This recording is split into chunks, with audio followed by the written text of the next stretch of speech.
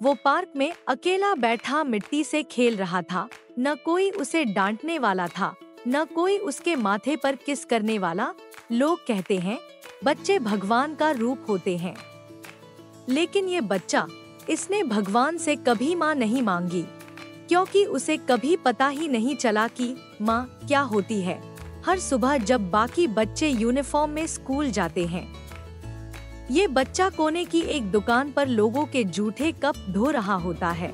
कभी कभी झूले को दूर से देखता है, लेकिन बैठने की हिम्मत नहीं करता, क्योंकि जो बचपन माँ की गोद से महरूम हो, वो झूले पर क्या झूल पाएगा।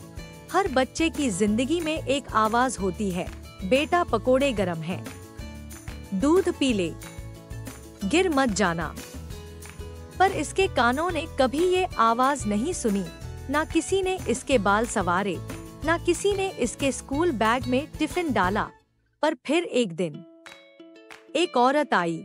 ना उसके हाथों में मिठाइयाँ थी, ना कोई खिलौने का वादा, बस उसकी आंखों में एक माँ की तलाश थी।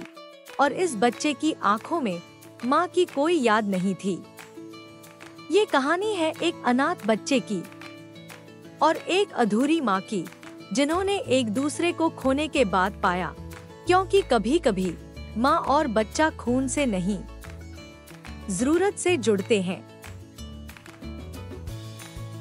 मुंबई के एक तंग मोहल्ले में एक सुनसान गली, शहर की चहल पहल से दूर, एक पुरानी दीवार के सहारे 6 साल का अनाथ लड़का चिंटू अकेला बैठा है। उसके कपड़े फटे पुराने, जूते नहीं, बस नंगे पैर और एक छोटा फटा स्कूल बैग।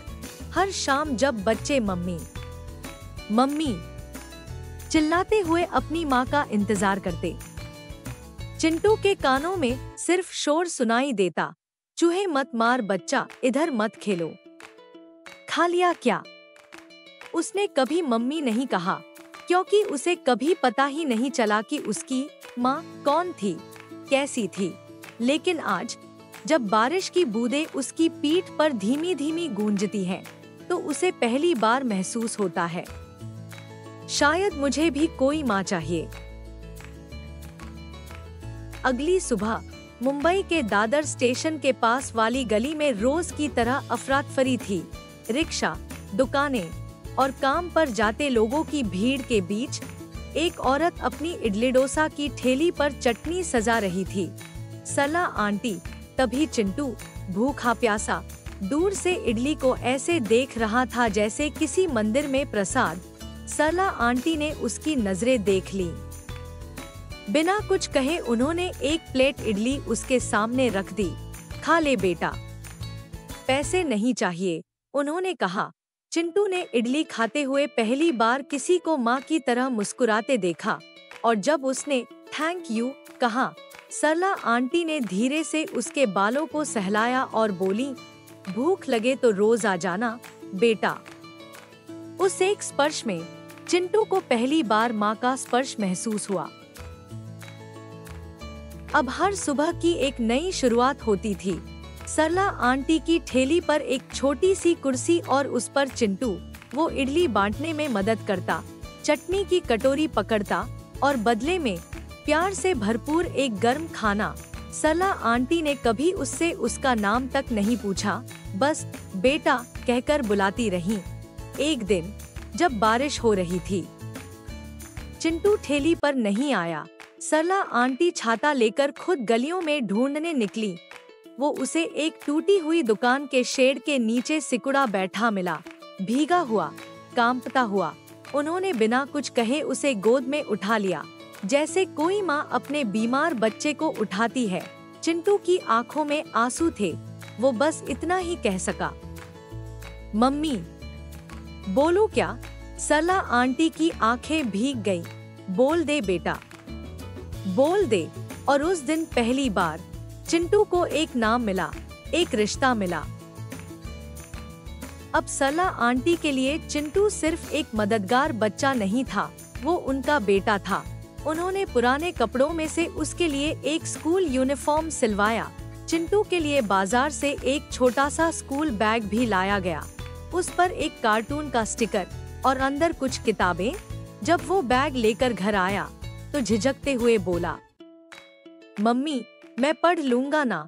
सरला आंटी मुस्कुराई, तू तो डॉक्टर बनेगा बेटा, लोग तुझसे दवाई लेंगे। अगले दिन चिंटू को स्कूल छोड़ते हुए सरला आंटी की आंखें नम थी। वो अकेले स्कूल के गेट के बाहर रुकी रहीं और अंदर भागते चिंटू को देखती रहीं। गली का सब्जी वाला, दूध वाला और बूट पॉलिश करने वाला लड़का आज पहली बार क्लासरूम में बैठा था। अस्पताल का कॉरिडोर था। आरती उसे चेकअप के लिए ले गई थी। उसके पहले स्कूल हेल्थ चेकअप के लिए बच्चा उसकी उंगली थामे खड़ा था, सफेद कमीज और नील बैग के साथ। तभी एक नर्स हंसते हुए पूछ बैठी, मैम ये आपका बेटा है। आरती एक पल के लिए ठिठकी। बच्चा चुप हो गया। सवाल छोटा था लेकिन जवाब में इतिहास लिपटा हुआ था। आरती ने उसकी तरफ देखा। बच्चा उसकी आंखों में देख रहा था, जैसे दुनिया की सारी उम्मीदें उस एक जवाब पर टिकी हों। आरती मुस्कुराई और बहुत प्यार से बोली, हाँ मेरा बेटा है। थोड़ा रास्ते से मिला था लेकिन अब दिल से जुड़ गया है। नर्स मुस्कुरा दी लेकिन बच्चा वो कुछ नहीं बोला। बस पहली बार बहुत हल्के से आरती का दुपट्टा पकड़कर खड़ा हो गया। उसके होंठ हिले नहीं थे लेकिन उसकी आंखें बोल उठी थी, माँ। वो रविवार की सुबह थी। आरती बालकनी में बैठी थी, हाथ में चाय, सामने धूप में सूखते कपड़े। अचानक अंदर से आवाज आई, एक हल्की मासूम सी पुकार, माँ।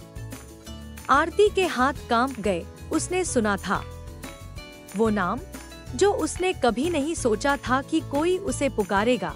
वो भागकर कमरे में गई। बच्चा सामने खड़ा था, हाथ में पेंसिल, आंखों में नजाकत। क्या कहा तूने? आरती ने धीरे से पूछा। बच्चा थोड़ा डर गया लेकिन फिर बोला, माँ ये होमवर्क वाला पन्ना समझ नहीं आ रहा।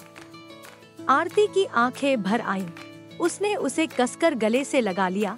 कभी जन्म नहीं दिया था लेकिन उस पल में जैसे सृष्टि की हर ताकत ने उसे माँ बना दिया।